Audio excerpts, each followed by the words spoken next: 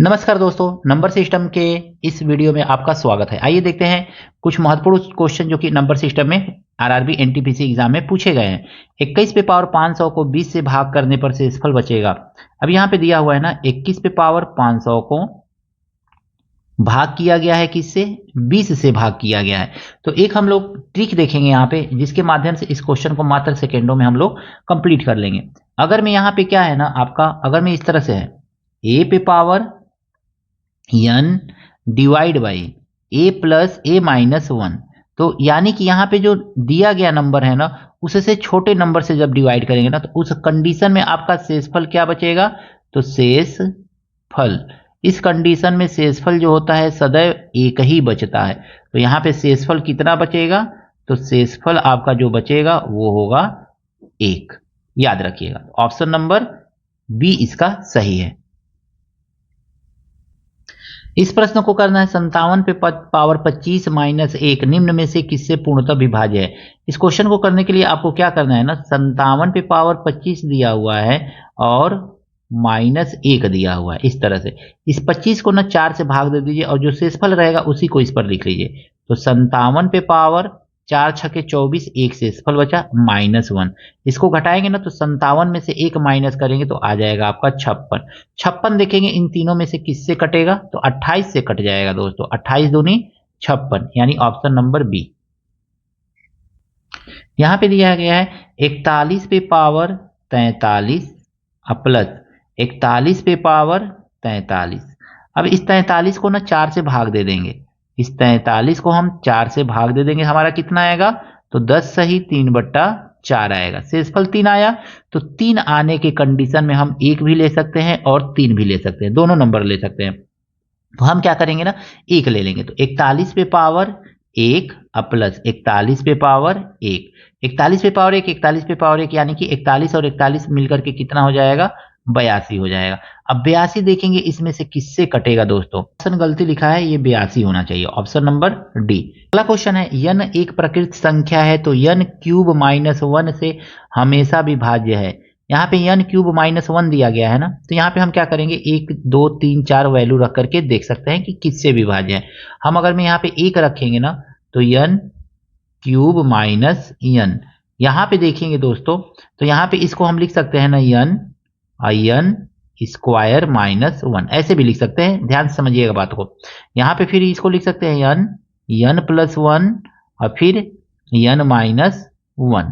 इसी को थोड़ा सा असेंडिंग ऑर्डर में सजाए ना, तो हम लिख सकते हैं n-1 एक ब्रैकेट में, फिर इससे बड़ा थोड़ा सा n और फिर इससे बड़ा n+1।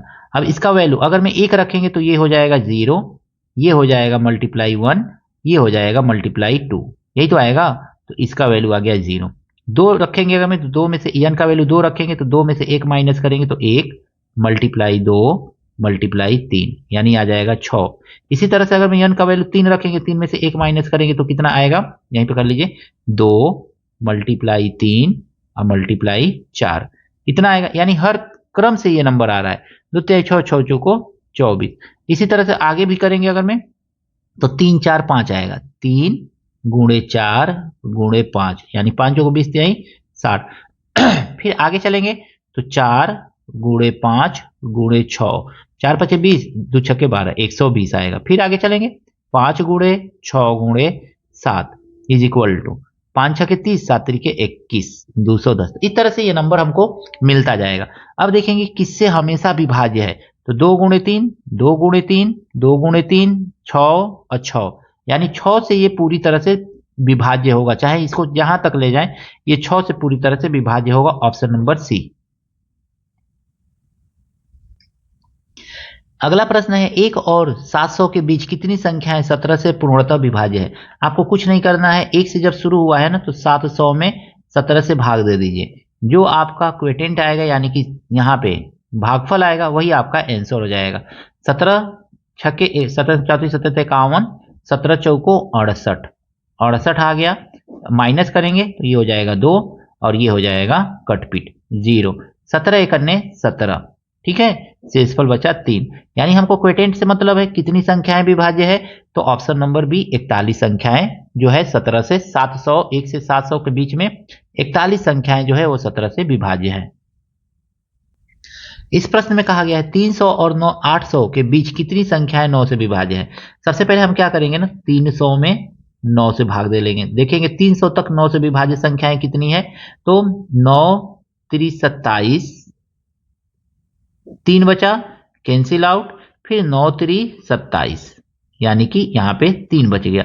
अब देखेंगे 800 में हम 9 से भाग देंगे, तो 9 से भाग दे दीजिए, तो 9 9 9 9 81, 9 8 72, फिर 8 बचेगा, अब फिर 0 उतारिएगा, 9 8 72, यानी कि ये कितना आ गया, यानी कि आप देखेंगे तो यहाँ पे 33 आ रहा है, यानी कि 300 तक संख्याएं जो है 9 से विभाज्य जो है 33 ठो है, और 1 से लेकर के 800 तक की कितनी संख्याएं 9 से विभाज्य है, तो 88। बस इसी को माइनस कर लीजिए, 88 में से 33 को घटा दीजिए, यानी 33 300 तक संख्या 1 से लेकर 300 तक कितनी संख्या 33 को विभाज्य, उसको हटाना है, तो निकाल लीजिए, तो आ जाएगा आपका 55। यही आपका आंसर है दोस्तों, ऑप्शन नंबर बी। 4 से 60 के बीच में कुल कितनी संख्याएं हैं जो 5 से विभाज्य हैं।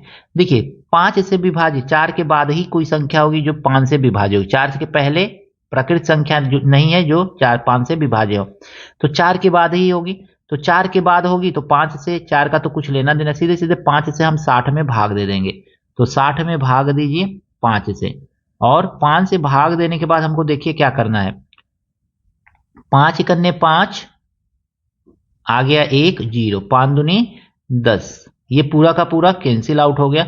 12 ठो संख्याएं जो है 4 से 60 के बीच में कुल कितनी संख्याएं 5 से विभाज्य है, तो 12 जो है आपका क्वेटेंट आया है, लेकिन 12 संख्याएं 5 से विभाज्य नहीं है, एक 60 भी तो 5 से विभाज्य होगा, इस बात को ध्यान में रखिएगा।